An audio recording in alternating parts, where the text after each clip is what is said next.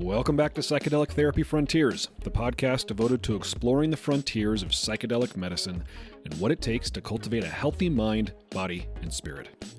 I'm Dr. Steve Thayer, and today my co-host, Reid Robison, and I are joined by Dr. Erica Baiden. Erica is a family medicine physician here in Utah who is passionate about providing evidence-based care using an integrative, patient-centered approach.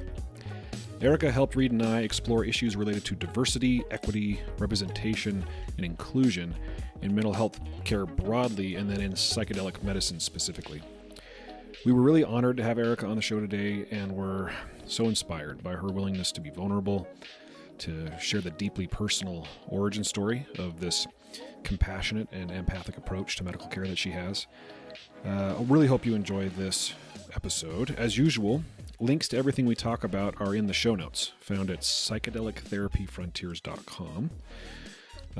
And as is customary, if you're feeling generous, we could really use your help in spreading our message to the world.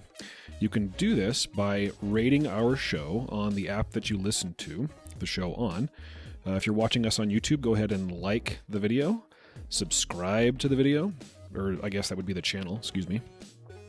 And you can follow us on Instagram at Dr. Steve Thayer, at Innerspace Doctor for Reid, and at Novamind Inc. Without further delay, I bring you Dr. Erica Baiden.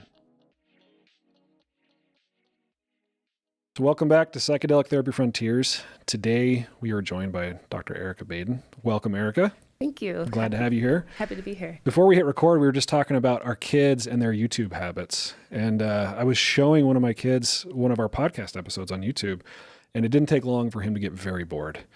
Now, we have a listenership that loves us. We're hearing from you, and thank you for your comments and your emails. It means a lot to us.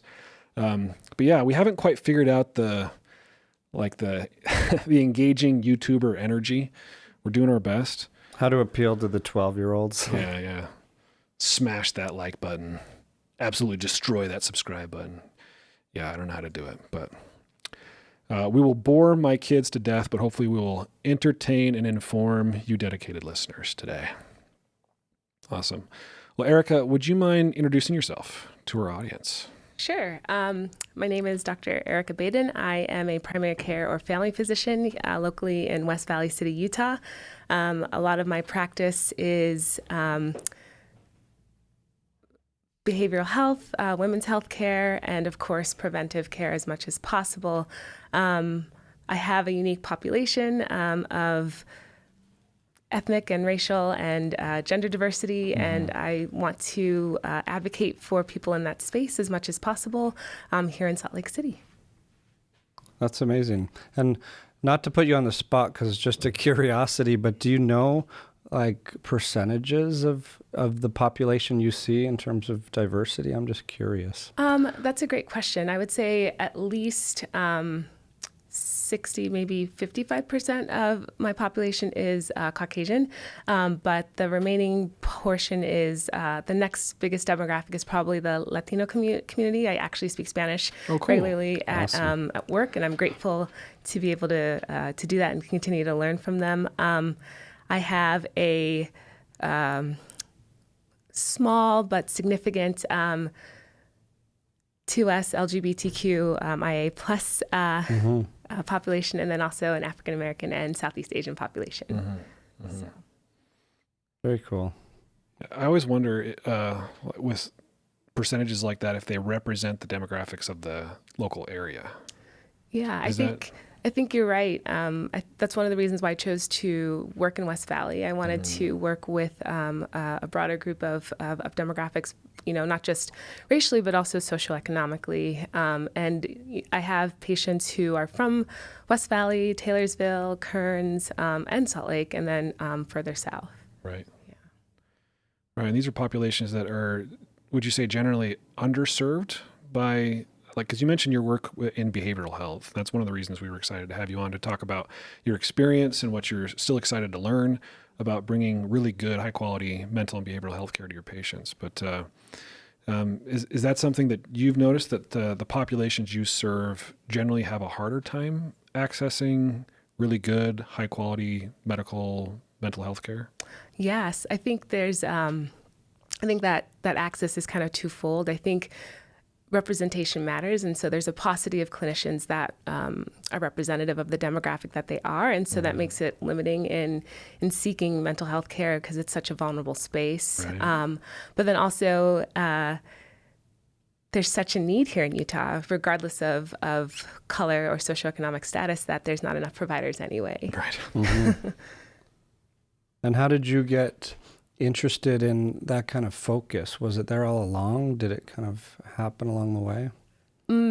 Good question for that. So I'm an immigrant. I was born in Ghana, West Africa, and we did not talk about anything. I'm sure that's the same in your families too. That generation just does not disclose personal information or vulnerable situations. My mom had what we would call a psychotic or a mental break when I was about 12 or 13.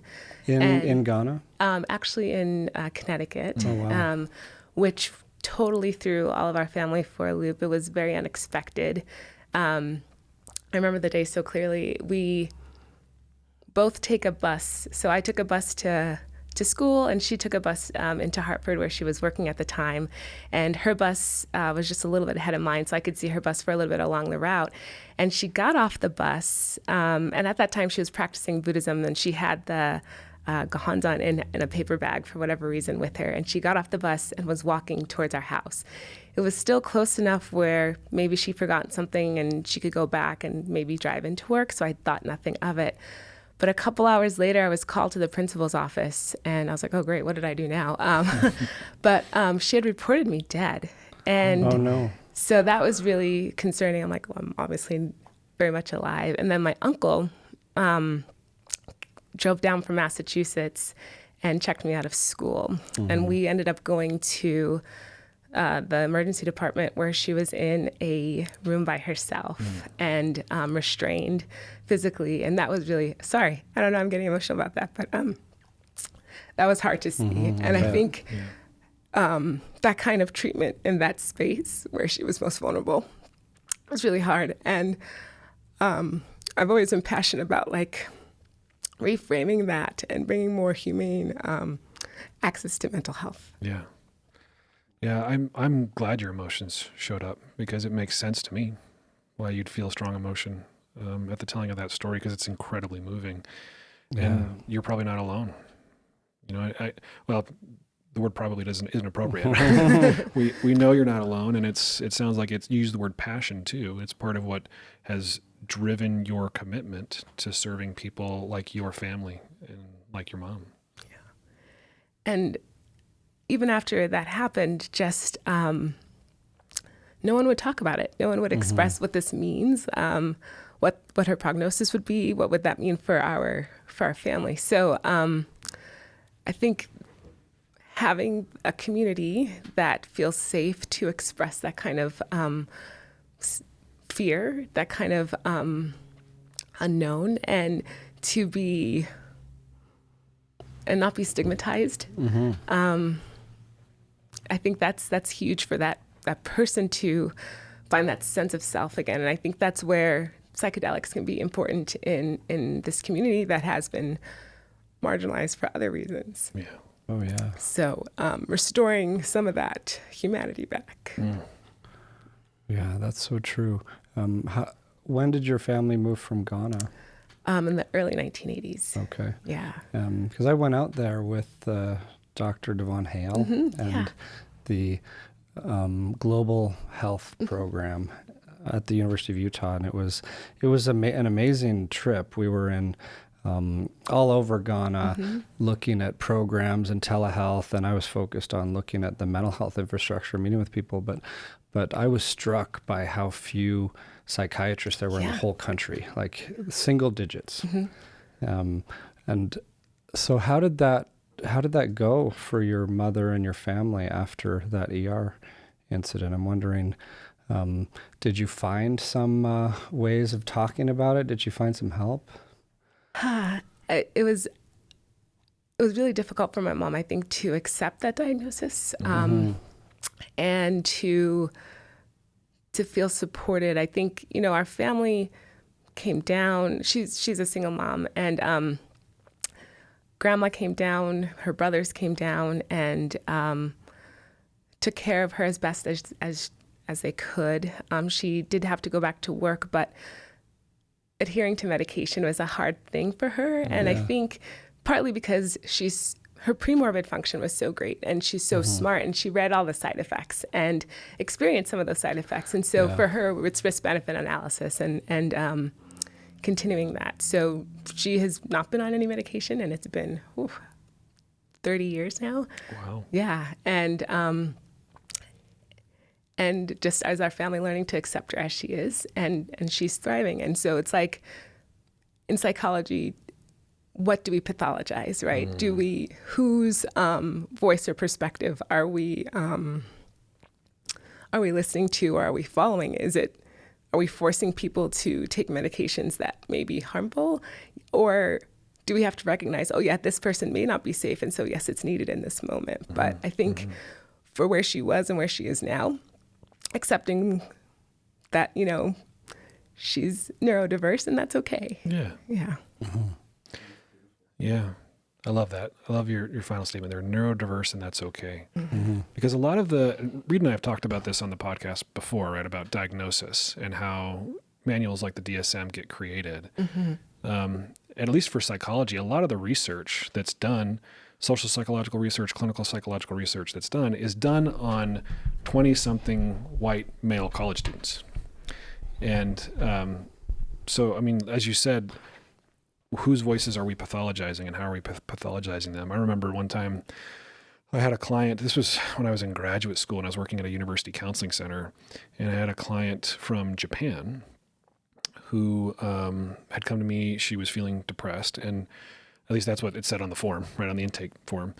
And during the entire session, she never met my eyes, and she was looking at the floor. And I at the time knew next to nothing about Japanese culture, and was just kind of doing my best to help this person, and was interpreting the lack of eye contact as maybe a symptom of depression or something else was going on. I was talking to my supervisor about it, and my supervisor encouraged me to consider that maybe the lack of eye contact might be culturally influenced, that maybe she comes from a place in Japan or a family makeup in Japan where making eye contact with a male who's perceived to be an authority figure would have been inappropriate for whatever reason. And I don't know if that's entirely true of Japanese culture at the time, but it's just an experience I had that I'll never forget, that being a white boy raised in Utah, where I had very few friends who were people of color growing up, where I just didn't have the education or the exposure. It didn't even occur to me that I was lacking some kind of important knowledge. So yeah, your comments, I'm feeling them deeply. Yeah. And I think it's important to realize too, it's not just limited to you and your experience here. I think in training in medical school too, I don't think I had that much of a diverse training here. So I think I've probably made some missteps myself. And so I don't think it's exclusive to being a white boy from Utah. So, and I think, I don't know if you had this cultural competency class in med school when you were training too. And I just... Yeah, a little bit. and what you thought of it, but I don't think I came out on the other end more competent in that field, at least. Space. No, I agree with that. And at least there was the effort to try and do something, but it shows how far we have to go. And that's one thing I wanted to ask you is, I know the access to care for marginalized groups, diverse populations is a problem in Utah and everywhere. But how do you make sense of that problem? I don't think we have an appreciation for how important it is and how big of an issue it is, not just in mental health, but in healthcare in general. I think you were alluding to DSM criteria. And again, if we don't have a broad representation, we might not understand or appreciate symptomology in different groups. Yeah. So there has been some misdiagnoses, which have led to maybe improper treatment. In certain aspects, there has been hesitancy because of previous atrocities in the name of research. And so there's been fear to access. But as there's more representation, so for example, as there are providers and clinicians of color, as there are more diverse gendered providers, I think people are feeling safer to access and seek care. And this millennial generation, I guess I'm considered that, but I don't really feel that way, is more open to mental health care, especially BIPOC millennials. Mm-hmm. Yeah, I've been super inspired by the younger generation in that way. I was just talking to I've got 3 young sons, and we were trying to figure out who falls in what generational category, because I just turned 39, and I'm in this sort of weird in between. I don't know if they call them zennials, but like where I'm a little too, what is it? You're an old elder. To be elder millennial. Yes. That's what it is. An elder millennial. But yeah, like my boys, I mean, I don't know how to describe it. I don't know what the right words are, but they're so much more sensitive to injustice, and they are so much more aware of their biases than certainly I was at their age, and it gives me hope. Mm-hmm. And as you say, they're very, very much more willing to talk about their struggles, talk about their emotional struggles.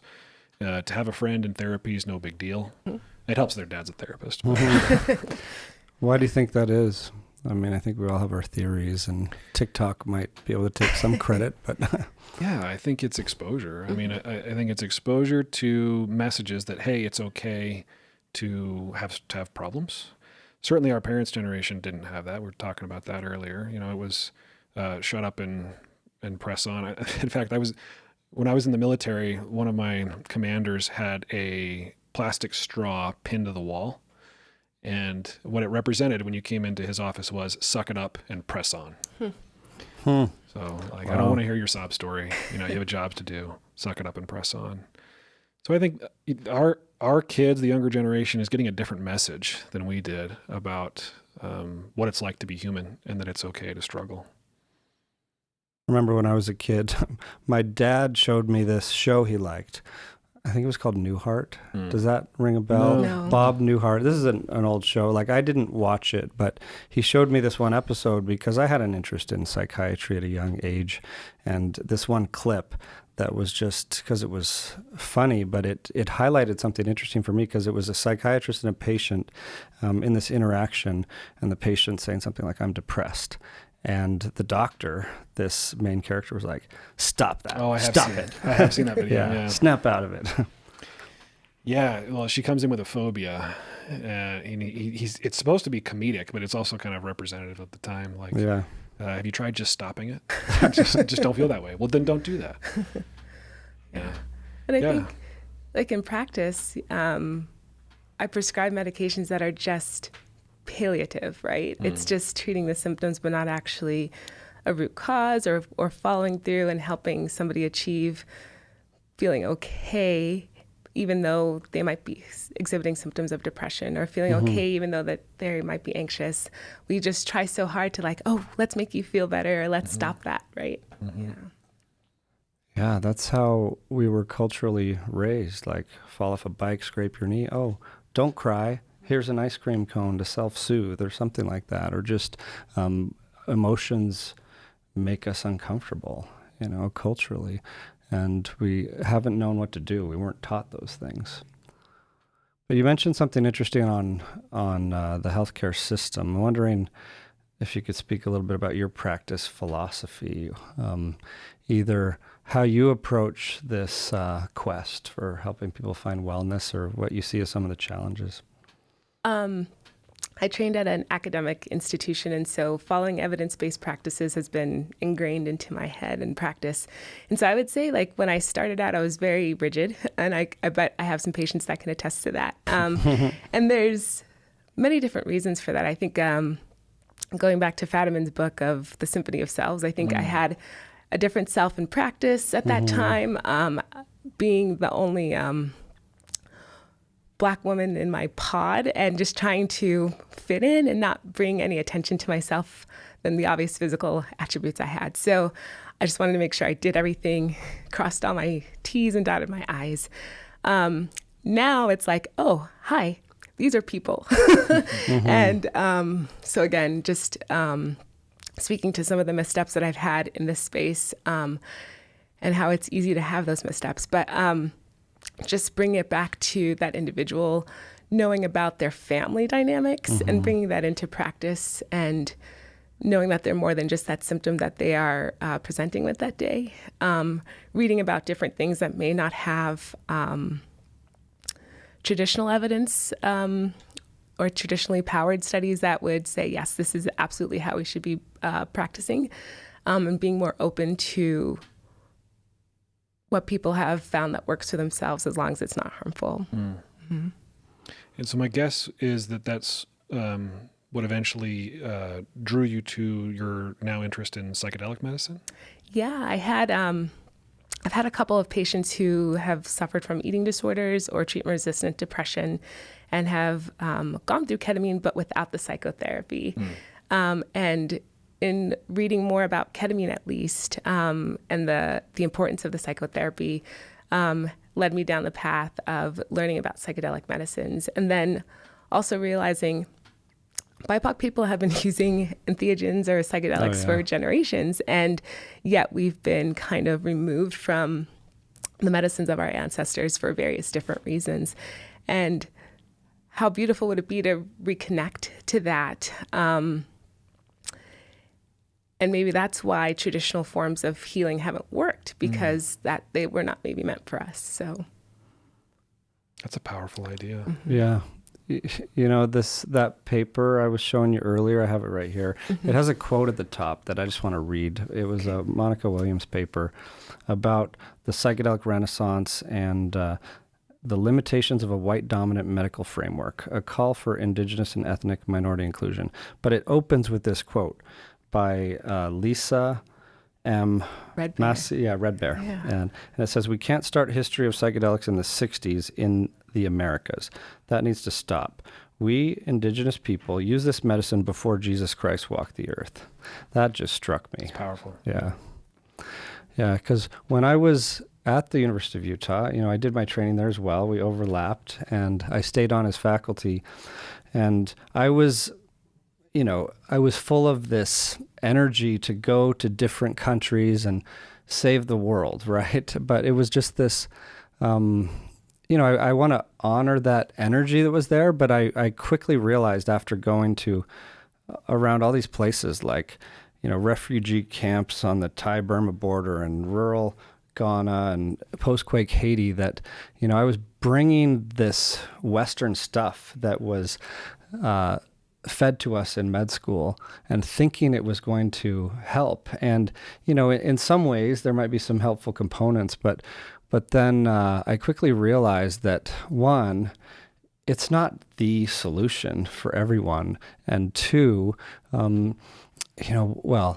we have a lot to learn from these other cultures. Like fast forward until my first ayahuasca experience in the jungle, which was profound, but just the indigenous traditions and the wisdom that I brought back, it just gave me this huge gratitude and awe and appreciation from what we can learn from others. It almost flipped, turned the tables upside down for me on that initial approach I had, I think you bring a good point, and do we, as these medicines become more mainstream, do we need to change the language? Do we keep the association with psychedelic medicines, or do we refer to them as entheogens?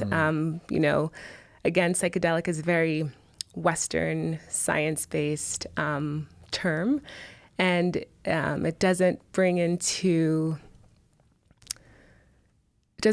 the ideas and the sacredness of the plant medicines and their origins. So that might be something to consider as they move forward into mainstream and as we try to increase access, is redefining the terms too. Because I think if you tell maybe my mom's generation that you want me to do a psychedelic, what do you mean? You must be out of your mind. We've been conditioned to think that drugs are bad, and we've seen the disparities with drug use in terms of not only just death and health disparities, but imprisonment. Yeah.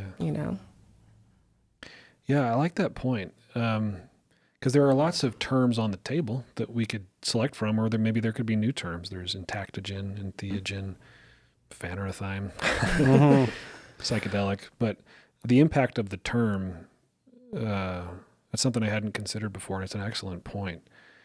You mentioned the imprisonment, and it makes me think of Dr. Carl Hart's work in his book. Is it Drug Use for Grown-Ups? Is that his book? Yeah.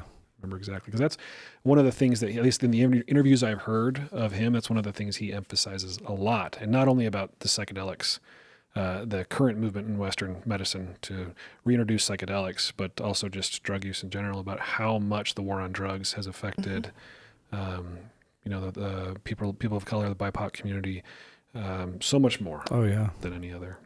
And I think we were talking about the young generation and how and why they are becoming more open and sensitive to these issues. And I just think of the injustices that have occurred around the war on drugs as an example. And I'm just so aware of the fact of how unfair it is that if someone's having a bad trip and law enforcement responds, it could be so different depending on your racial ethnic background and where you are. Yeah, in a really scary way. Mm-hmm. Yeah. And so that's a great point too, is having people who are aware of some of those cultural differences during trips or during psychedelic experiences, and having a guide that you feel vulnerable with and safe with should something ensue. Because Timothy Leary, Set and Setting, that can definitely affect. I think there was a paper too about race as part of Set and Setting and what that could do during a psychedelic experience. So. That makes a lot of sense to me. I remember being exposed to research in grad school about the variables that made a person feel comfortable in just sort of the regular therapeutic setting. And I remember them finding that the more similar your therapist was to you, the faster they got to high numbers on the quality of the therapeutic relationship. They're measuring lots of variables, but one is the quality of the working alliance and the therapeutic relationship. And sometimes there are good reasons to have a therapist who's very dissimilar from you. It just depends what the treatment goals are. But I think it's definitely part of the setting to have somebody where you can quickly feel comfortable, because you can make assumptions that they know what you've been through and they can have accurate empathy for you. Yeah. We've been approaching this issue by one of our research efforts. We have a proposal that's pretty far along in the process with MAPS to study MDMA for individuals with gender minority trauma. But as part of that proposal, we've been challenging the dyad model of a male-female therapist and bringing gender diverse individuals into the mix. And MAPS now has these diversity scholarships. And so a number of people from Utah working with us on that project were able to go through that recent training. And the world is opening up. There's a lot of work to do, but at least it's coming into the conversation. And I get the sense that the psychedelic renaissance is an important conversation opener that has broader implications. It's definitely leading to more of a collaborative and community effort, I think, compared to maybe traditional methods. And but it's important that in this psychedelic space too, that we recognize that it is going to be an extension of Western medicine. And so we have to be cautious about how its inception may or may not perpetuate certain systemic inequities, right? So that's something I worry about. I'm excited for it, but yet I proceed with caution. Yeah. Cautiously optimistic. Mm-hmm. So what can we do to help with the challenge? Like, what are the areas that you'd suggest other clinicians put some energy into? I do appreciate MAP's effort and their recruitment and training of therapists of diverse backgrounds. That's been instrumental. I think it's also important for these medicines to be reclassified. Yeah. And I think that'll help open up access as well. I want to give you guys a quote by Angel Kyodo Williams. She is a Buddhist priest, and she wrote a book. I don't remember the title, but it's like Being Black and Zen. I'll have to give you the appropriate title, but it's, you can't have change. There's no inner change without outer change, and you can't have, I'll have to pause and look it up if you don't mind. Oh, yeah, go for it. And we can put just a reminder to the listeners that the stuff we mention that you can find on the internet, we'll put links to. Put links to in the show notes, so you can hunt them down on your own as well. Because sometimes we're digging deep into the archives of our memory banks to try and retrieve these things. And some of us are digging way deep. Just kidding. Yeah, there's a lot of clutter in our brains. When I've done that, as I've written the show notes, like found the link to the thing that I mentioned and discovered that I was wrong. Oh, yeah. That I misquoted, or was the wrong name, or I mispronounced something. And thank you to the listeners who correct us in the comments, like when I butchered a meme about Steve. Oh, yeah. It's funny. And we got an email with the appropriate meme. Yeah, so thank you for very that. Helpful, yeah. So her book is Being Black, Zen and the Art of Living with Fearlessness and Grace.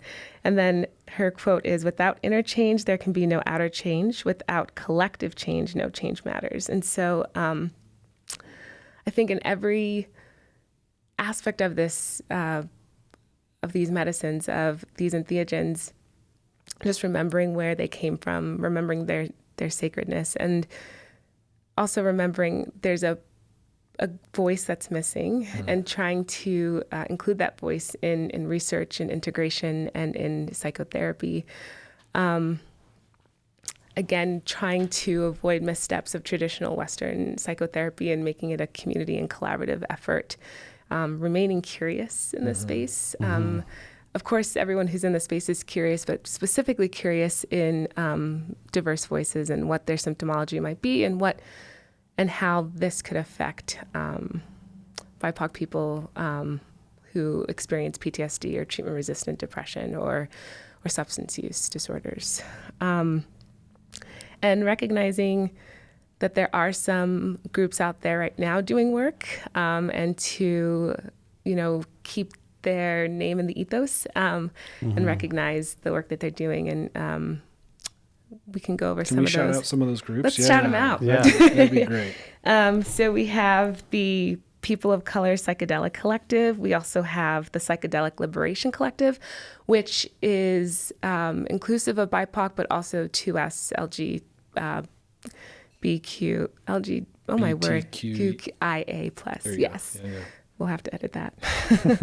And then remembering people like Maria Sabina, who came a long time ago, who introduced psilocybin healing practice to, I think it was Gordon Wasson, and he wrote an article about his experience in Life magazine, and then the spores that she was able to share allowed Albert Hoffman to cultivate them in a lab, and so perpetuating some other studies. There's also Claudio Naranjo, who is a Chilean psychiatrist who synthesized MDA and then worked with Alexander Shulgin, who synthesized later MDMA, which is less toxic. But their collaborative efforts are important to remember. There's a Fireside Project that is an app that can help with some harm reduction. And then there's the Ancestor Project, and then Women on Psychedelics, which is another group. Right. And just a couple of details from some of those organizations you mentioned. So the Fireside Project, they have, I looked it up, they have an affinity peer integration service where they're trying to empower all the colors and textures from underrepresented communities I'm just reading what they wrote on their website, with the choice to connect with a volunteer sharing their identity. So kind of a callback to what we were talking about earlier about the setting and how much that matters to people. Yeah, it's a really neat program. We met some of them out at Delic, and they gave a presentation. And yeah, I was just excited to see that come into the space. So yeah, if you're in Utah and you're looking for some kind of representation, this is a way to reach out. Although I think something can be said about that in-person connection and integration, but this is a great avenue. Yeah. The Psychedelic Liberation Collective, they have on their website, they talked about having free monthly people of color psychedelic integration circles, and they have a great list of resources on diversity, equity, and inclusion in psychedelics. And then the People of Color Psychedelic Collective, I just loved one of their statements on their website. They said, "Our aim is to build our own table instead of asking for a seat at another."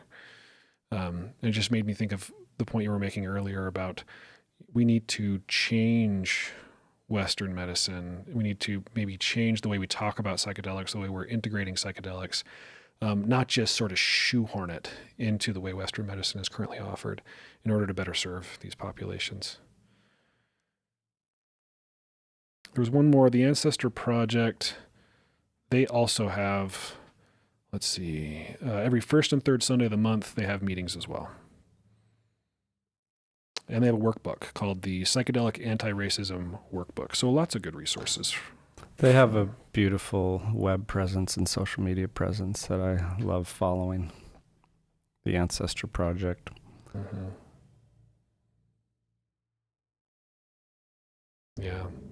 Well, Erica, is there anything else that you have on your mind that you want to share with our audience or that you want to talk to us about? And it can be this or anything else that you have on your mind.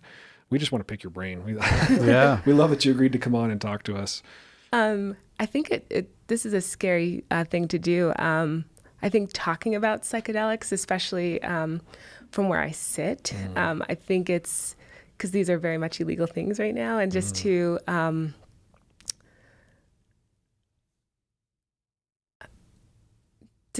be able to speak so freely about it with both of you is, I appreciate that, and to pick your brains and to listen to you weekly and learn more. I think just thinking of the perspective of how you were able to start this, I think, did you even think twice about maybe any legal ramifications about talking about this? Or we thought more than twice. Yeah. Well, we have the benefit of having a very legal and helpful ketamine-assisted psychotherapy offering. You know, ketamine is very legal, and I'm pronouncing that right. Legal. We're not doing anything illegal. Spell it. Yeah, spell it out. It's prescribed off-label for depression, but we're not the only folks doing it. It's been done for many, many years. And we also have a research organization that we are able to do FDA-approved and sanctioned clinical trials with some of these medicines that are in our opinion, inappropriately scheduled. Yeah, we have Schedule I licenses to have psilocybin at a number of the clinics, and we work on this challenge in an above-board way to try and bring it into the light. And I also acknowledge and honor the people who have been working for eons in ways that it wasn't even possible to do that above ground. And the brave people doing important healing work. You mentioned Claudio Naranjo, and one of my favorite books is The Healing Journey that he wrote. But I have, to answer your question, I have, a vulnerable confession about something that just recently happened to me. Is I've never gotten a call from our state licensing board about a complaint before, but last week I did, and saying that someone has filed a complaint against your license. So you can imagine that is like a little bit frightening. I don't even see that many clients right now, doing a lot of teaching and research. So I tried to get that call to happen sooner rather than later, just to really hear what was going on. And it turns out there was a concerned citizen complaining about me talking about psychedelics, and mentioned the podcast, mentioned work we do with even ketamine as a non-FDA approved medicine. And well, first of all, I just want to acknowledge the concerned citizen that I get it. Like, there's a lot of fear, and we've all had fear, right? And about things we don't know. But the state, the investigator who I talked to, was so great to just like lay it all out there and give me a chance to just respond. And they were all really easy ones, and it was all completely dismissed, like very quickly and efficiently, as all unfounded. But I gotta admit, I feel for the people concerned too, and I haven't really, felt the weight of that challenge much, because we're passionate about the work and have realized that it's a risk, but we're doing this work in a legal way. But it just highlighted to me the need to vulnerably share in an open and honest and transparent way about what we're doing, and the need for more and more education and awareness around these things. Yeah, it's one of the reasons we decided to be bold and put the word psychedelic in the title of the podcast, and we're not the only one, of course, that does that, but we wanted to educate and reduce stigma, and hopefully won't suffer too much collateral damage. Yeah, so far so good. So far so good. You both do, all of you here do great work, and I've referred many people here, so appreciate everything you've done. Thank you, and you as well. It's really inspiring to hear what you're doing in Utah here, and to know that there are clinicians like you out there that we can send people to and go to with questions and trust our clients with too. Yeah, and it strikes me that you were called to this work. I mean, thank you for being vulnerable, sharing your history, sharing your story, for letting yourself feel emotions. Oh yeah. I'm biased because I'm a therapist, I'm a psychologist, but I just love it. I love it when we're willing to just be human together. And it shows me that you were called to this work for very, very important personal reasons. And those are the type of providers I want to work with. Those are the type of providers I want to send my kids to, send loved ones to for help. When, it seems to me that you're doing this because you care, because you really want to help. And that means everything to me in this work. So thank you. And I'm just excited to see where this goes, and just open this up and just have people represented in the research space. So. Absolutely. Yeah, that's an interesting challenge too that we're faced with, having a research clinic across the street from the clinic we're sitting in, because diversity in clinical trials is so important, like you alluded to, with the diagnostic challenges, the symptom presentation differences, and especially depending on where you live and what kind of city and neighborhood your clinics are based in and where you recruit. But what I am seeing, having done like a lot of clinical trials, a couple hundred in by now, it wasn't part of the conversation much early on.